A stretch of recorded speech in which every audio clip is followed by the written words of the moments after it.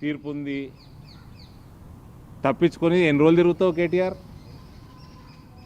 నీకు రెండే ఆప్షన్లు ఉన్నాయి, దేవుణ్ణి ప్రార్థించుకో, తీహార్ మేళా చెంచల్గూడ మేళా,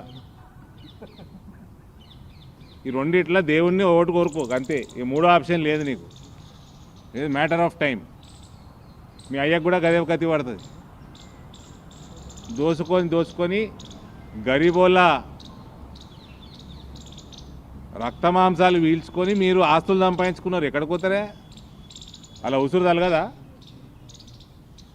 డ్యాములు కూలిపోయేటట్టు దిక్కుమాల క్వాలిటీ, 30% కమిషన్లు, మొత్తం లక్షల కోట్ల అప్పులు. తెలంగాణ లక్షల కోట్ల అప్పులకెళ్ళి ఎన్నడు బయటపడాలి?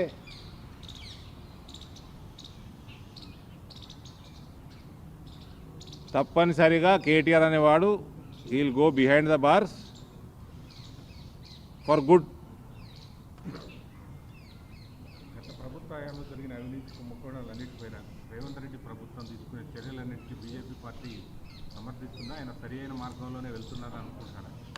పార్టీలకి సంబంధం లేదండి, ఇది బీజేపీ పార్టీకి ఏం సంబంధం లేదు. ఇది ఇన్వెస్టిగేషన్ ఏజెన్సీస్ కరప్షన్ చేసిండ్రు, దానికి ఒక సిస్టమ్ ఉంటుంది, ఆ సిస్టమ్ ప్రకారం వాళ్ళు పోతారు. నాకున్న అవగాహన బట్టి తొందరగా జైలు కూడా పోతాడు. ఇప్పుడు విచారణ కమిషన్ ఏదైతే ఉందో పినాకిని ఘోష్ కమిషన్, రేపు వాళ్ళు హరీష్ కేసీఆర్తో పాటు అప్పటి ఆర్థిక మంత్రి ప్రజెంట్ మీ బీజేపీ ఎంపీ ఈటల రాజేందర్ గారిని కూడా విచారణకు పిలుస్తారని చెప్పాను. దాన్ని ఎదుర్కొంటా నోటీస్ ఇచ్చారా? పిలిచిండ్రా? అంటే ఆయన ఫైనాన్స్ మినిస్టర్ ఉన్నప్పుడు నేను రాజకీయాలనే లేను. అంటే నాకు అసలు ఐడియా కూడా లేదు.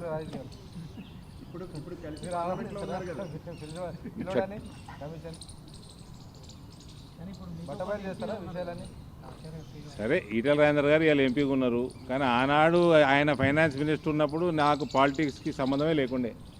నేనేం చెప్పాలి? ఇప్పుడు అది ఏం నోటీస్ వచ్చిందో ఈటల రాజేందర్ గారితో మాట్లాడితే ఆయనే చెప్పగలుగుతారు.